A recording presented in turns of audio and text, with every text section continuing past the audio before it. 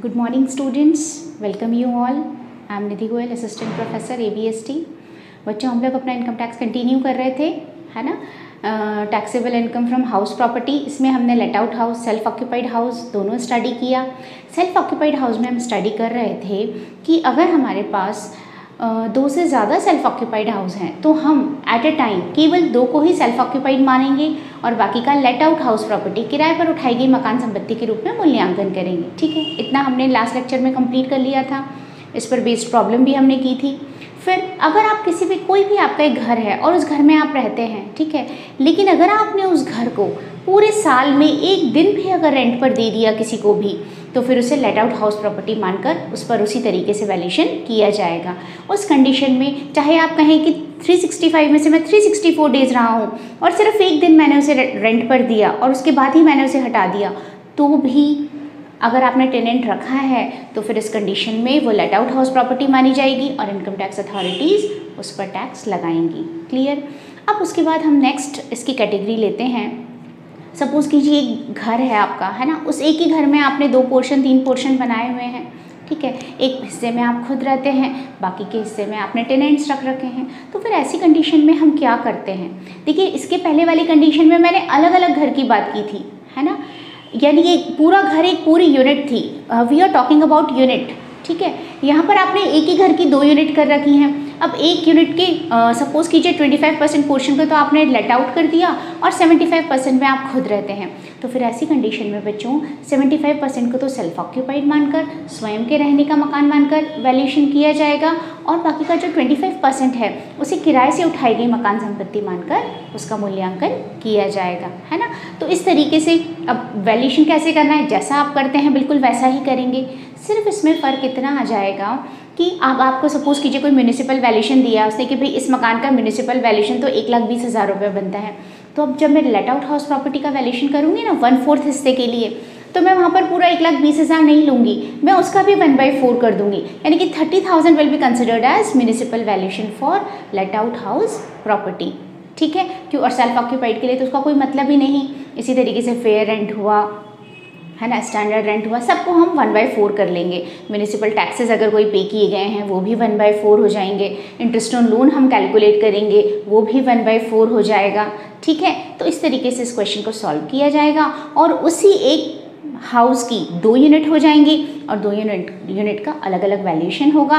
एक का जिसमें आप रहते हैं वो सेल्फ ऑक्यूपाइड, जो लेट आउट है वो लेट आउट, और उसका जो टोटल होगा that would be taxable income from house property. तो हम इस पर बेस्ड एक प्रॉब्लम लेते हैं बच्चों। देखिए,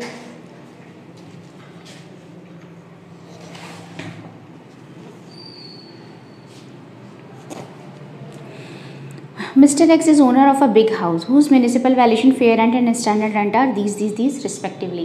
मैं इन सारी चीज़ों को साइड में समरी बना लूँ शॉर्ट में, ताकि हमें बार बार क्वेश्चन ना देखना पड़े। ओके, तो देखिए इसमें उसने सबसे पहले मुझे दिया है municipal valuation, that is 96,000।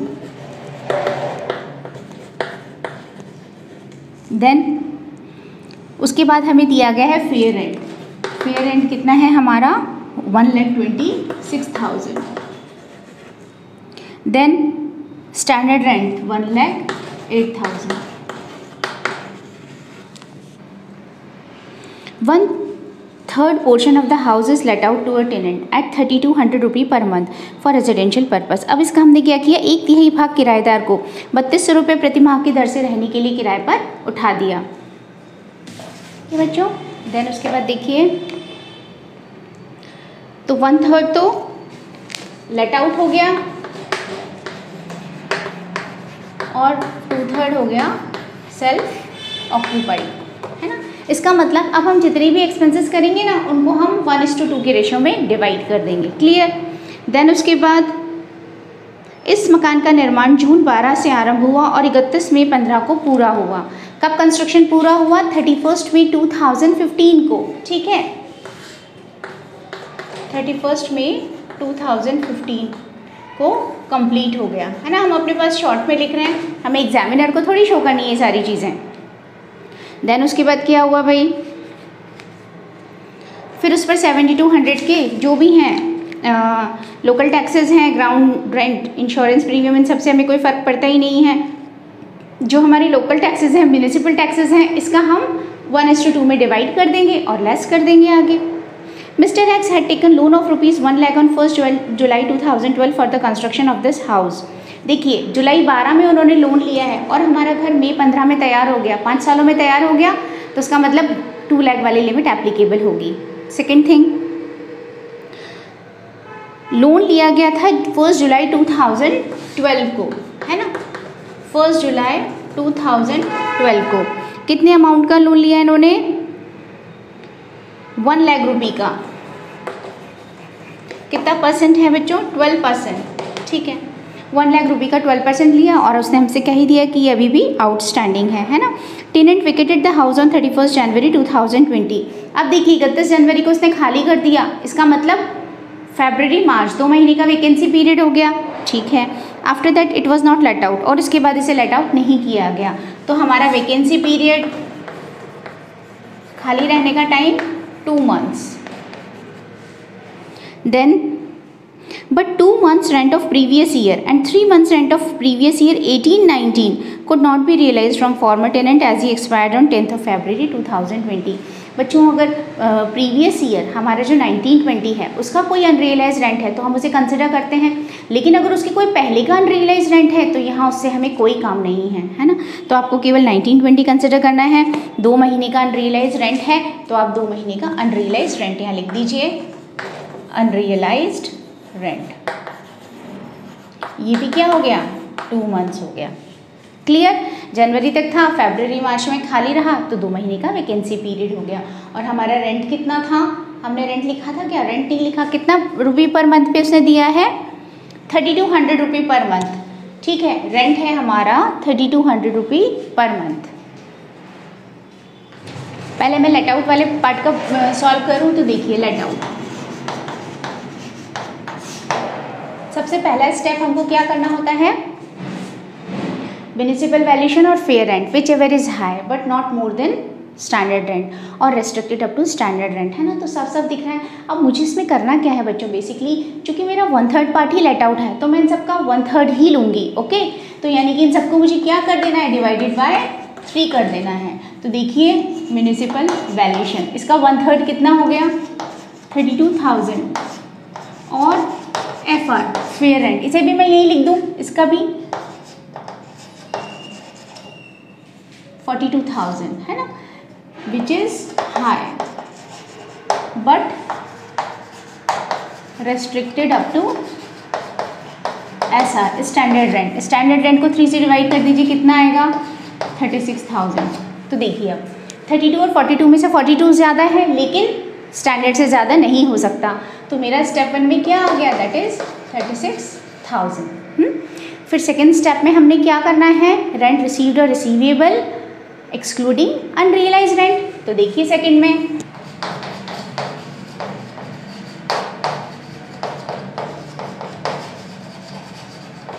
Rent receivable excluding unrealised rent. अब देखिए हमारा रेंट पर मंथ है 3200, ठीक है। तो 12 मंथ्स का जितना बनता है वो तो हमारा रेंट रिसीव्ड या रिसीवेबल हो जाएगा।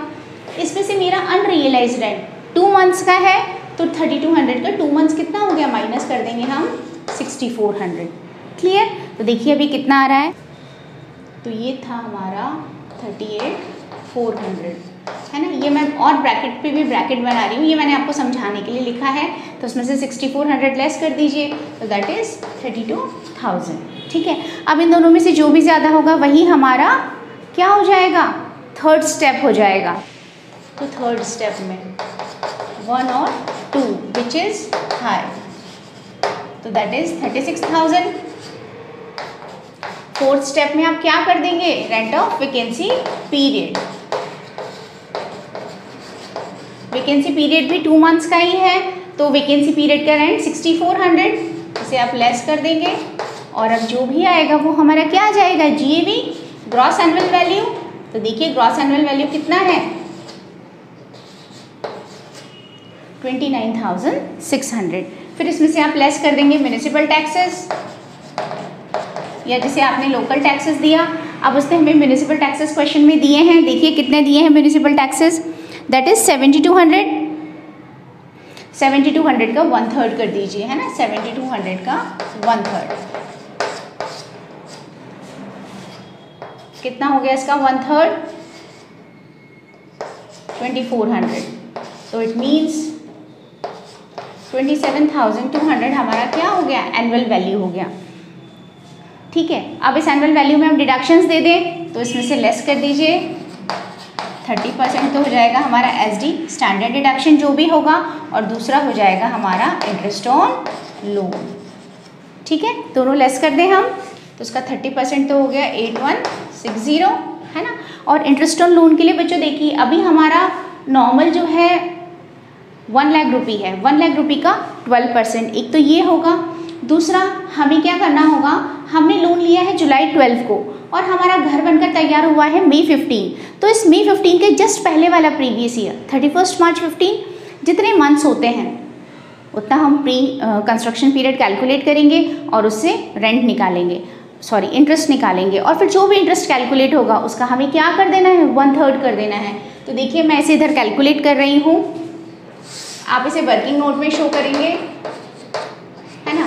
तो प्री कंस्ट्रक्शन पीरियड का इंटरेस्ट, मेरा प्री कंस्ट्रक्शन पीरियड कब से कब तक होगा बच्चों, मेरा प्री कंस्ट्रक्शन पीरियड होगा 1 जुलाई 2012 से लेकर 31 मार्च 2015 तक।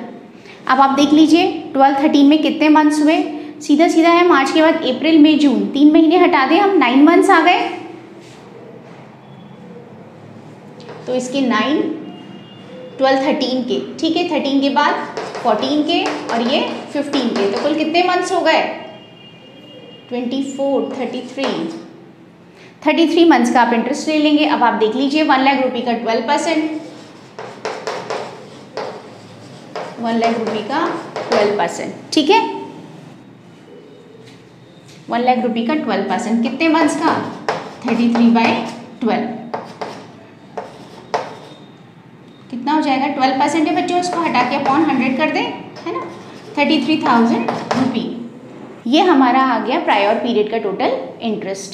मुझे क्या करना है, मैं पूरी की रिबेट तो डिडक्शन तो नहीं दे सकती हूँ, यहाँ ध्यान रखिएगा, काफ़ी बच्चे इसमें गलती करते हैं, मिस्टेक करते हैं कि इस पूरे अमाउंट को डायरेक्टली एक्साइटमेंट में कि हमने प्री कंस्ट्रक्शन पीरियड कैलकुलेट कर लिया और फटाफट से आप उसको डायरेक्टली लिख देते हैं। आपको उसको 5 इक्वल एनुअल इंस्टॉलमेंट्स में डिवाइड करना है, तो इसे आप क्या कर देंगे, डिवाइडेड बाय 5 यानी कि मल्टीप्लाइड बाय 1/5।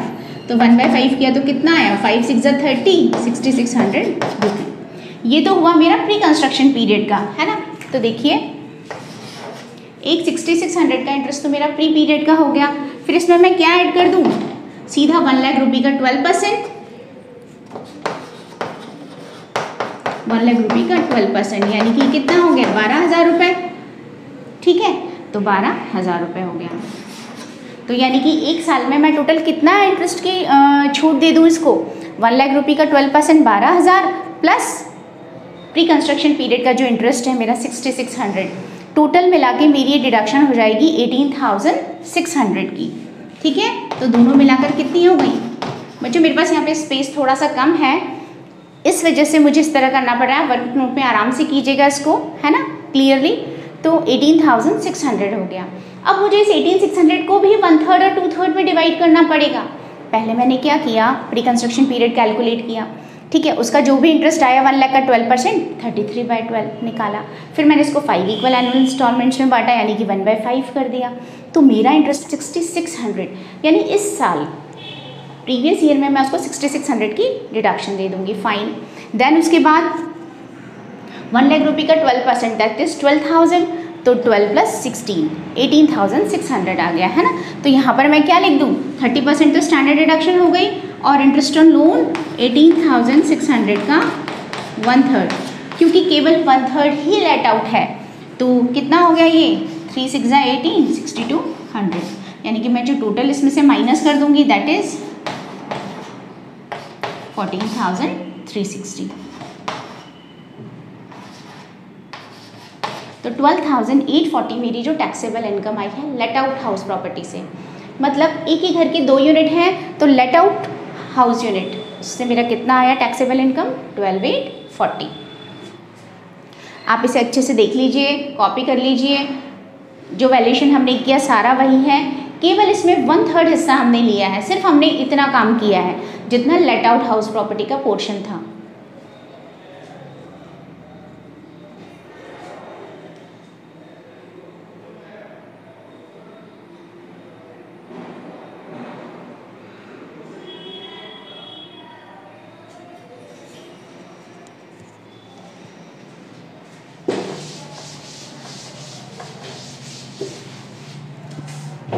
अब देखिए बच्चों, सेल्फ ऑक्यूपाइड हाउस प्रॉपर्टी है ना, इसका एनुअल वैल्यू कितना हो गया 0, इसमें से लेस कर दें इंटरेस्ट ऑन लोन। अब हमारा टोटल इंटरेस्ट ऑन लोन बना था 18,600, तो इस 18,600 का मैं कितना ले लूँ 2/3, ठीक है, इसका 2/3 कितना हो जाता है 12,400। तो मेरी सेल्फ ऑक्यूपाइड हाउस प्रॉपर्टी की टैक्सेबल इनकम कितनी हो गई 12,400, ठीक है। सेल्फ ऑक्यूपाइड की -12,400 और लेट आउट की हो गई 12,840। तो मैं इन दोनों का जो टोटल लगा दूंगी वो मेरी टोटल टैक्सेबल इनकम होगी फ्रॉम हाउस प्रॉपर्टी। तो हम इसे लिख दें total taxable income from HP house property. अब आप देख लीजिए 12,840 प्लस 12,400, माइनस थी तो मैंने डायरेक्ट माइनस ही लिख दिया। तो ये हमारी नेट टैक्सेबल इनकम आ गई 360 रुपी। ये मेरी 360 रुपी हाउस प्रॉपर्टी की नेट टैक्सेबल इनकम आ गई, ठीक है बच्चों। इस पर बेस्ड ये प्रॉब्लम आई होप आपको समझ आई है। अब इस हाउस प्रॉपर्टी में कुछ और भी प्रोविजंस हैं इससे रिलेटेड, ठीक है, छोटे छोटे से प्रोविजंस हैं, जैसे कि अनरियलाइज रेंट अगर पहले का है तो हम क्या करेंगे। इसमें एक प्रोविजन मैं आपको बताती हूँ सबलेट रेंट का। अगर सपोज़ कीजिए कि आपने अपना घर किराए पर लिया, किसी से घर किराए पर लिया, फिर आपने उसका एक हिस्सा किसी दूसरे को किराए पर दे दिया, उप किराएदारी है ना, यानी कि सबलेट हाउस, सबलेट रेंट आप ले रहे हैं। तो फिर ये जो सबलेट रेंट होता है ना बच्चों, क्योंकि ये हाउस प्रॉपर्टी आपकी नहीं है तो फिर इससे मिलने वाली इनकम भी आपकी नहीं होगी। इसे हम हाउस प्रॉपर्टी में टैक्सेबल ना करके अदर सोर्सेज में टैक्सेबल करेंगे। इनकम फ्रॉम अदर सोर्सेज जो कि हमारे इनकम टैक्स का 5th हेड है, उसमें ले जाकर हम इस पर टैक्स लगाते हैं। तो आप ध्यान रखिएगा, अगर किसी भी तरह का कोई सबलेट रेंट दिया हुआ है उप किराएदारी से आए तो वो कहाँ टैक्सेबल होगी, वो पीछे इनकम फ्रॉम अदर सोर्सेज में जाकर टैक्सेबल होगी। क्योंकि है तो वो घर से ही इनकम, लेकिन वो घर हमारा नहीं है तो इसीलिए हम उसे हाउस प्रॉपर्टी में टैक्सेबल नहीं करते हैं, ठीक है। क्लियर, आप इसे कंप्लीट कीजिएगा। मोस्ट प्रोबेबली ज़्यादातर आपका लगभग चैप्टर कंप्लीट हो चुका है, ठीक है। कोई भी प्रॉब्लम्स होती है तो आप मुझे डिस्कस कर सकते हैं आपके व्हाट्सएप ग्रुप के थ्रू भी, या फिर आप मुझे कमेंट करके भी अपनी प्रॉब्लम्स बता सकते हैं, ठीक है बच्चों। Thank you.